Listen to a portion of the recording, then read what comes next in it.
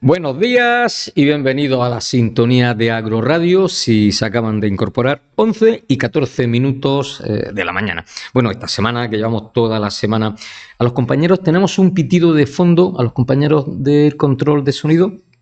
Bueno, pues tenemos un pitido, que lo sepáis. Bueno, pues como estábamos haciendo esta semana, que llevamos toda la semana haciendo exteriores, pues en esta ocasión volvemos a la provincia de Granada, provincia vecina y amiga. Bueno, pues estamos en Motril y en este momento, bueno, hay que decir que estamos en las instalaciones de la comunidad de regantes Motril, Carchuna y Cota 200, que es donde, bueno, hoy nos han dado cobijo y también un desayuno, también hay que decir las cosas. Bueno, pues en este momento estamos con Javier Rubiño, presidente de la Asociación de Empresarios Costa Tropical y portavoz de la Plataforma por la Infraestructura de la Costa Tropical. Javier, buenos días. Hola, buenos días. ¿Será por cargo? Sí. Bueno, pues vamos a hablar de lo que hacéis. Bueno, en el previo, antes de la entrevista, hemos estado hablando de, bueno, que esta parte sí es más agrícola, pero si giramos un poquito más hacia la parte occidental, hay ya un 50-50 turismo y agricultura, ¿no? Efectivamente, la Costa Tropical, que está compuesta por 20 municipios, y que, bueno, tengo el placer de ser presidente de la Asociación de Empresarios de estos 20 municipios, y que a su vez podemos decir que somos la patronal de la costa, ¿no? Es decir, pertenecemos a la vertical de CEPIME y COE. Pues bueno, conocemos perfectamente nuestra costa, sabemos de lo que vivimos, sabemos de lo que comemos y sabemos qué futuro queremos. Es decir, como bien has dicho, en toda la costa en general hay dos principales industrias. A mí me gusta llamarlo como industria. Incluso la agricultura me gusta ya llamarla agroindustria. Pues también es un tema importante que incluso en la Consejería de Industria, la agricultura y el procesamiento no está contemplado como una industria, que también es un tema bastante interesante. ¿Cómo está contemplado? No está contemplado. Sí, de hecho tuve oportunidad de hace poco estar en un almuerzo con el consejero de Industria y lo estuvimos hablando sobre ese tema. Es decir, fíjate la industria tan potente que tenemos en esta costa, que tanto granadina como almeriense y malagueña. Estoy hablando con el consejero de Industria. Sí. Yo tengo una experiencia con este hombre muy gratificante. Estuvimos en Almería en la inauguración de una empresa en Huercalovera y bueno, le estuvimos haciendo una entrevista y estuvimos hablando previamente y después no. Este señor tiene un currículum espectacular. Impresionante. O sea, este no es el político ese que viene a vivir de la política. Y además todo lo contrario. No, es que no es político. No tiene afiliación política. No, es un profesional como la Copa Un Pino y además, de hecho, no estamos acostumbrados a verlo en televisión, ni a verlo en tertulia, ni a verlo en mítines. Por eso impacta mucho. Y más cuando lo conoces, ves que ahí hay un gran potencial. Y además, el tío muy humilde, muy cercano. Pero, hombre, es que por él tiene su posición y tal.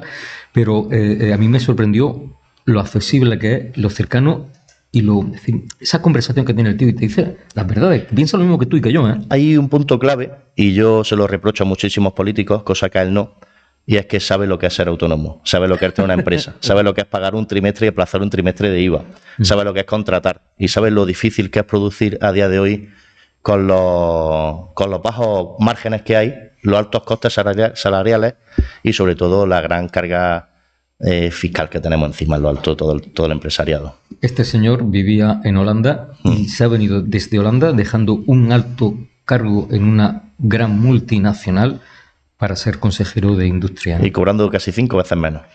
Exactamente. Sí. Y lo que te digo, a mí me sorprendió lo cercano y lo humilde que es este. Me sorprendió mucho. Perdona. Sí, vamos al tema. Pues bueno, pues eso, en esta costa granadina tenemos, digamos, de esas dos grandes industrias que estábamos hablando, la industria agro y la industria turística. Sí es verdad que en Motril hay un punto de inflexión, como bien has dicho, hacia Almería es principalmente industria agrícola. Tenemos ahí, por ejemplo, en la zona de Granada una gran bolsa de producción que es Carchuna Calahonda, el llano de Carchuna Calahonda, y con grandes empresas, pues como puede ser La Palma, Miguel García, etcétera, ¿no? Y luego ya pues de Motril hacia la parte de la Axarquía, pues tenemos más turismo. De hecho, tenemos dos municipios turísticos, como es Salobreña y el Muñécar La Herradura, que bueno, que compatibiliza muy bien, fíjate que algo difícil de comprender, pero se compatibiliza extraordinariamente bien la parte turística con la parte agrícola. De hecho, la parte agrícola aporta una belleza a la parte turística bastante importante, a ser subtropicales, a ser árboles, aporta ese manto verde y ese colorido que al final hace que sea totalmente compatible. Bueno, es que estamos aquí con los técnicos, estamos en directo y bueno. La cosa del directo. Exactamente, siempre hay pequeños problemillas. Es decir, una cosa, mira, hablando esa de la belleza de la agricultura, la belleza, nosotros venimos de Almería, donde bueno, hay un manto de plástico, el mar de plástico. Yo no me gusta esa expresión. Y bueno, dicen, es que es feo, no sé qué. Este verano he estado viajando por toda la península ibérica, España, Portugal, y yo pregunto, ¿son más bonitos los parques solares? Y he visto parques solares los que tú quieras y más. Totalmente de acuerdo contigo. Aparte de bonito, también podemos hablar de sostenibilidad. Efectivamente. Es decir, yo considero, desde mi punto de vista, a nivel personal me dedico a la logística. Y pues a lo mejor en temas agrícolas pues me quedo un poco corto, ¿no? Pero yo veo mucho más sostenible, por ejemplo, un terreno de plástico bien gestionado que una gran extensión en la que se está degradando el suelo, se está degradando muchas cosas, o como tú bien has dicho, esos campos solares, que me parece de tener muy poca imaginación empresarial. Porque yo creo que es totalmente compatible si esas placas se levantaran un poco, pudiera haber ganado por debajo. Pudiera haber otro tipo de cultivos que estuvieran en semisombra. Es decir, yo creo que ahí se ha ido más a la rentabilidad y al boom energético que a la sostenibilidad. Y de subvenciones. Exactamente, así es. Subvenciones. Bueno, Javier, vamos a centrarnos en bueno, la asociación que tú presides. Bueno, eres portavoz de la Plataforma por la Infraestructura. ¿Cómo estáis de infraestructura aquí en la costa granadina? Bueno, somos los grandes perdedores de la infraestructura en Andalucía y en España. A mí me gusta decir una frase que repito mucho, que estamos cansados de ser lo último y lo último y lo único. Es decir, fuimos los últimos en tener la A7, es decir, fue el último punto negro en la que no teníamos conexión con autovía. Estamos hablando ya de los años 2000, Y somos los únicos que tenemos un puerto de interés general del Estado, el único puerto de interés general del Estado de España que no tiene conexión ferroviaria de ningún tipo. Y somos la única provincia que su capital no tiene salida al mar con ferrocarril. Estamos hablando del puerto de Motril. Sí, puerto de interés general del Estado. Es decir, el puerto en este último año de mayor crecimiento de España. Háblanos del puerto, es decir, ¿qué mercancías son las que se mueven a través de este puerto? Aparte, bueno, que es un punto de hidrocarburos. Exactamente. O sea, de distribución de hidrocarburos.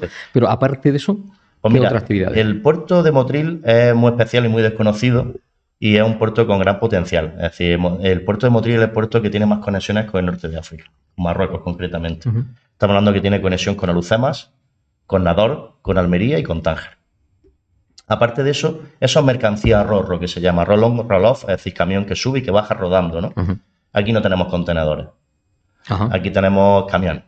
Camiones, somos un puerto energético, es decir, somos un puerto de granel líquido y también graneles sólidos. Es decir, por ejemplo, se mueve mucho material de la mina de Alquife y se mueve también mucho material como sal, todo tipo de hecho, Erogra, que es una empresa multinacional de nutrientes, tiene sede aquí en el puerto. Efectivamente.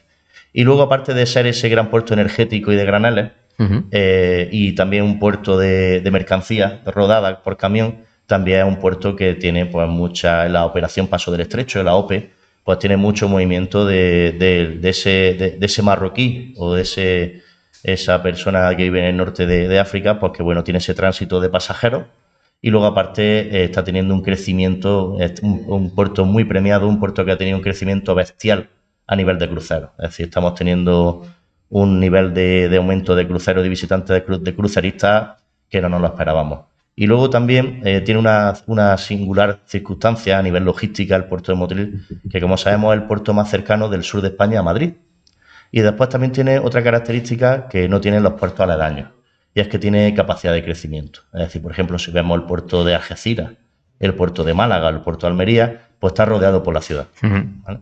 Nuestros crecimientos más acertados o menos acertados han hecho que el puerto se quede aislado, la ciudad de Motril se quede a 2 o 3 kilómetros del puerto y tenga pues, una capacidad de crecimiento de más de 1,5 millones de metros cuadrados.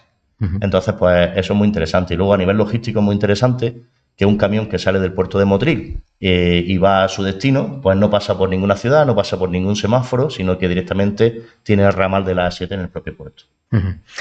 Puerto. El tema de infraestructura ferroviaria, ¿qué es lo que estáis reivindicando vosotros desde la plataforma? La plataforma de la infraestructura nace con 3 reivindicaciones solamente, porque consideramos que tenemos que ir con el tiro muy certero. La plataforma, para que la gente lo entienda, está compuesto por colectivos.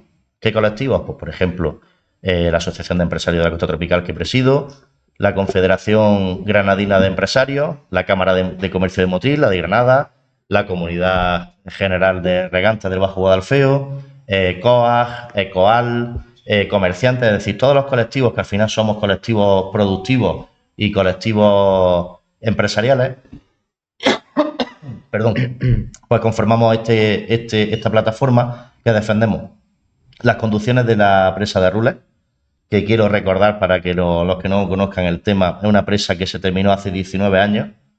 Por aquella época, para que recapitulemos, la inauguró Álvarez Cascos. Y hicieron la presa, pero no hicieron conducciones.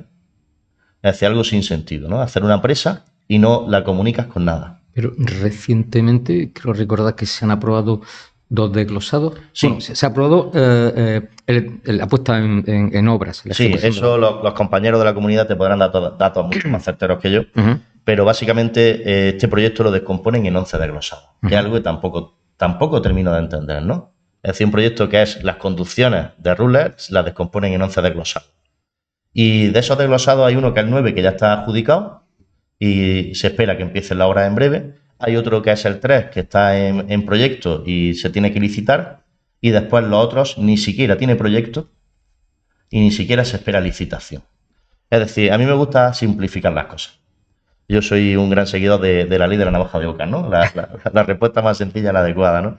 Y si nosotros seguimos este ritmo que lleva el desglosado 9 y el desglosado 3, a unos 3 años por desglosado, pues si nos quedan 9 desglosados, pues tenemos casi 30 años de ejecución. Es decir, podemos dar lugar a que esa presa llegue el momento de que no sea inútil porque no se pueda utilizar, o pase algo, o ya no sea interesante para el próximo gobierno. El tema es que hemos tenido un pase de diferentes gobiernos, tanto de izquierda como de derecha, y nunca le han dado prioridad a este proyecto. Y hay algo más grave todavía. Tuvimos el COVID, gracias al COVID se abrió una gran capacidad presupuestaria a nivel europeo, y hemos dejado de perder una oportunidad única. Y se llaman los Next Generation, que tanto se hablan, ¿no?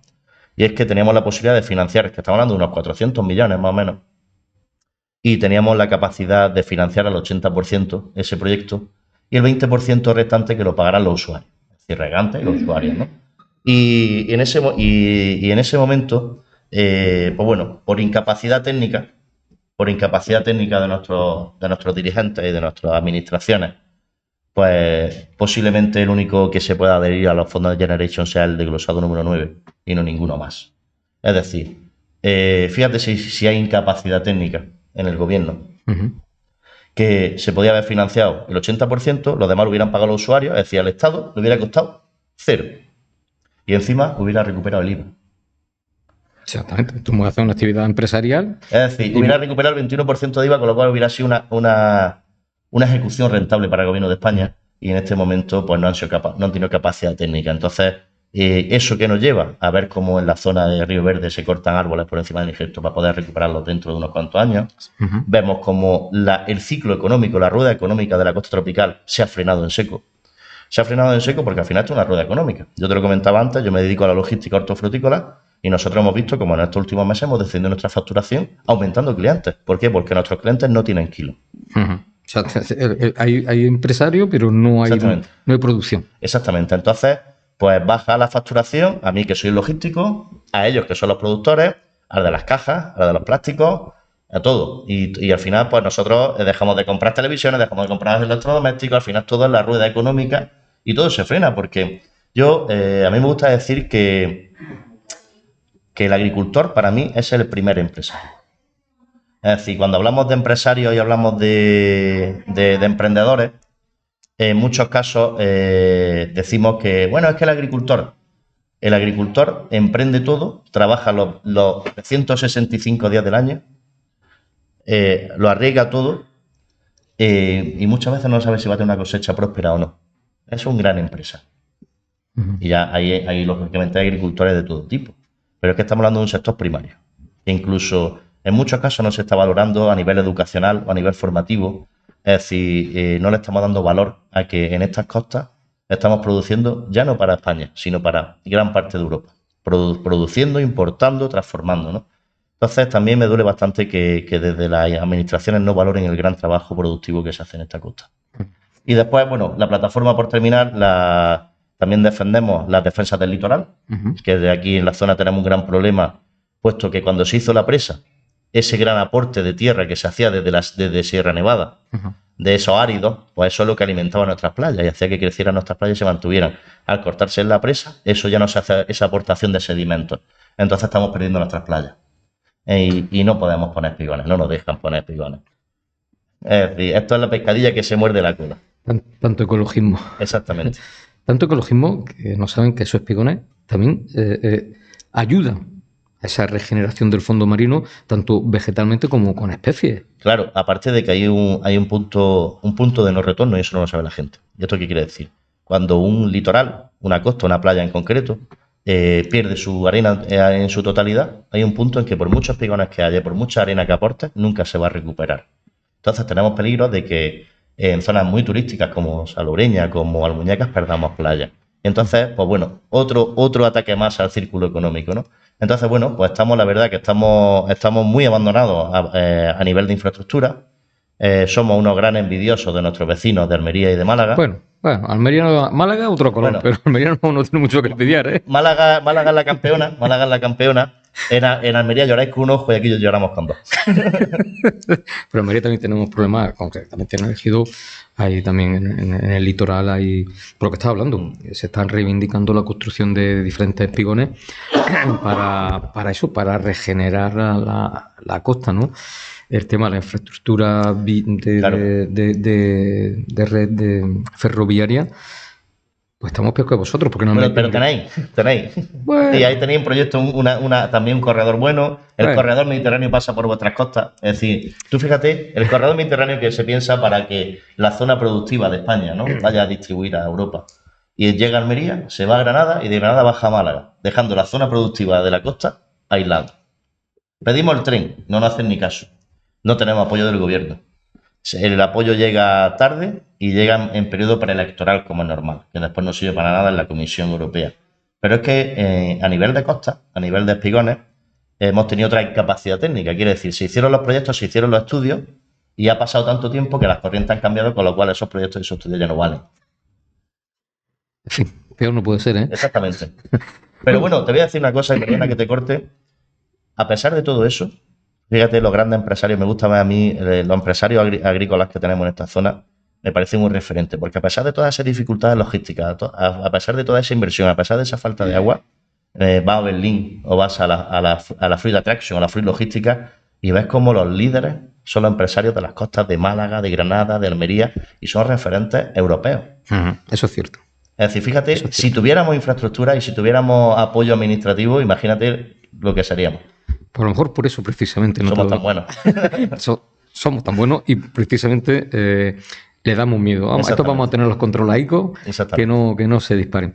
Pues Javier Rubiño, presidente de la Asociación de Empresarios de la Costa Tropical y portavoz de la Plataforma por la Infraestructura de la Costa Tropical granadina. Pues Javier, muchas gracias por venir. Gracias. Hemos llegado un pelín tarde, pero bueno, hay que montar y tal. Javier, muchas gracias y, en fin, pues espero seguir en contacto contigo para que nos vayas contando cómo vais los empresarios de aquí de la costa granadina. Será un placer. Muchas gracias a vosotros. Gracias. Bueno, y a nuestra audiencia emplazarles a que sigan en nuestra compañía porque volvemos en nada con más invitados y con más información también de agricultura. Hasta ahora.